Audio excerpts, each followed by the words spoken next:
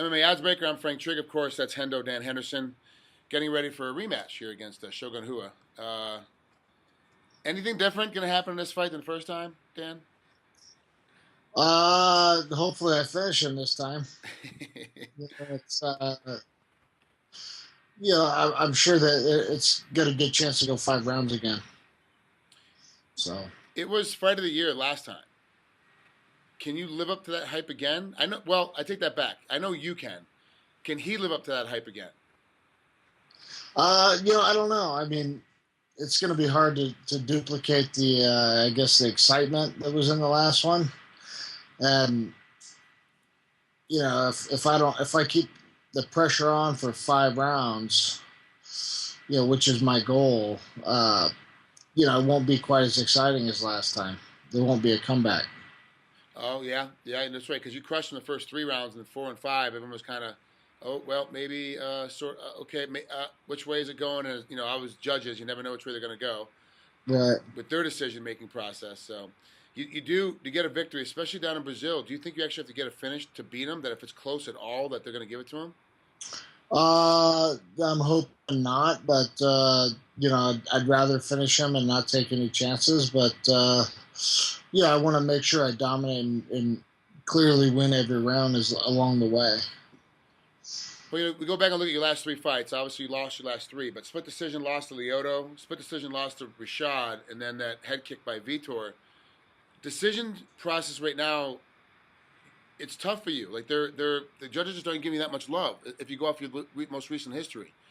Do you think it's because they just don't understand what's going on, the judges? Do you think that's because that your style has changed or it's not conducive to the new upbringing? Like, what do you think is going on with these judges? Are you looking at it and going, well, it's a close decision, but we got to give it to these other guys?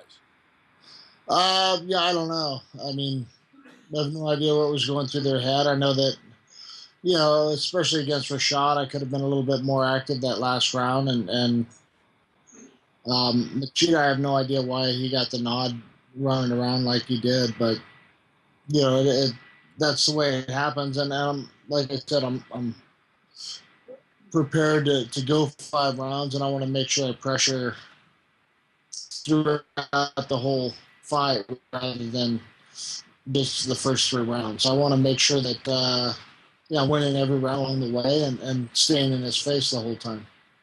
Well, I got to ask you the obvious question, especially as a friend of yours. You're on a 3-fight slide. If you lose this fight, is that it for Henderson, or is it going to be just stop and take a look at everything?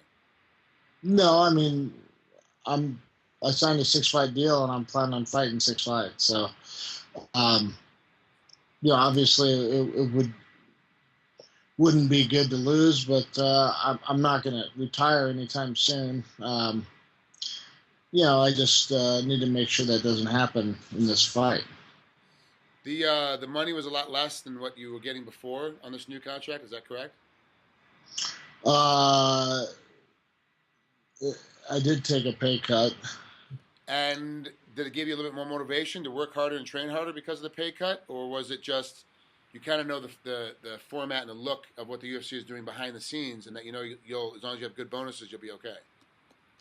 I don't know. I mean, either way, it sucks. I was going to a pay cut, and I don't know what would have happened if I would have been coming off of 3 wins. I doubt I would have got a pay bump. But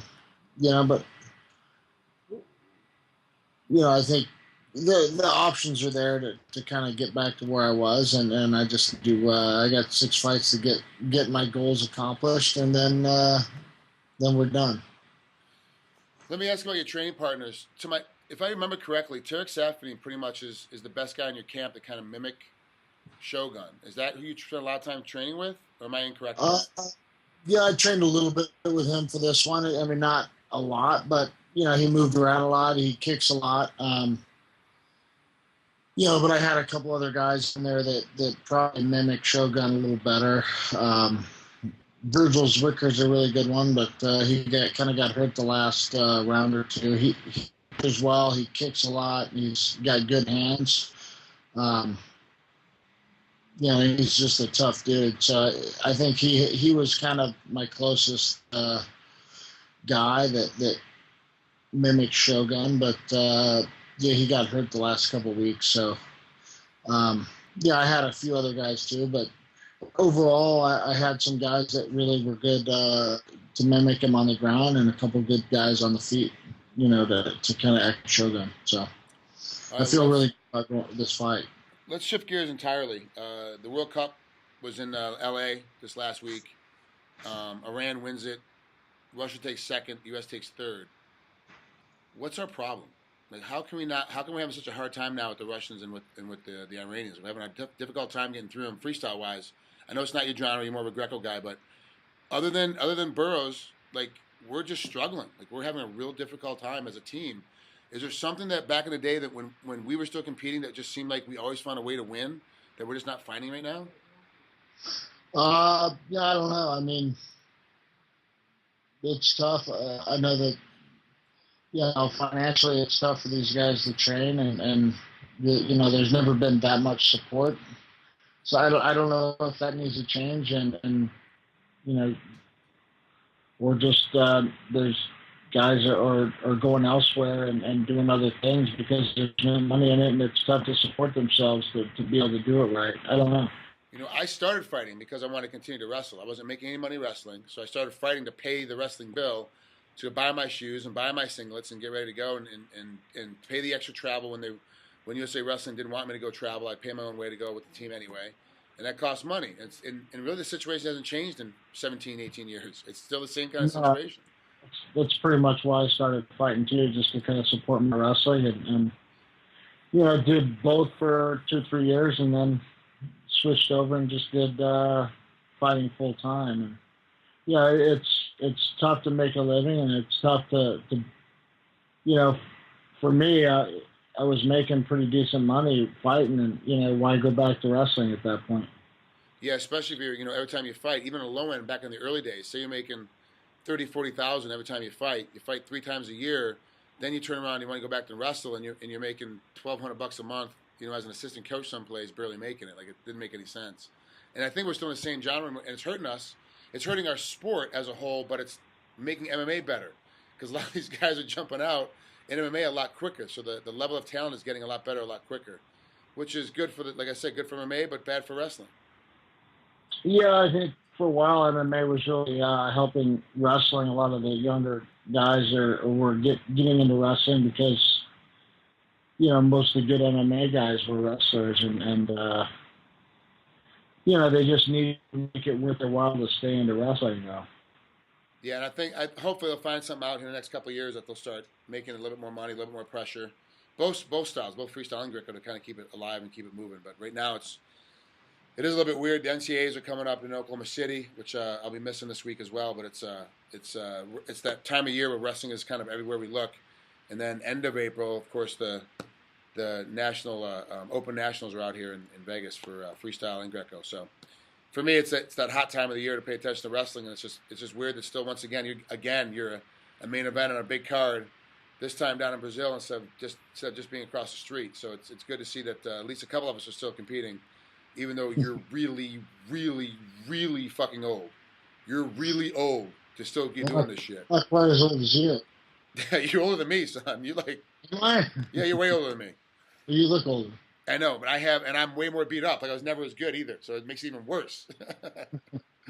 Well, Dan, thanks for taking a couple minutes with us here at MMA Oddsbreaker. I appreciate it. Have fun down there in Brazil. Don't go out too late. You got enough security to walk around with you, or are you in a good part of town?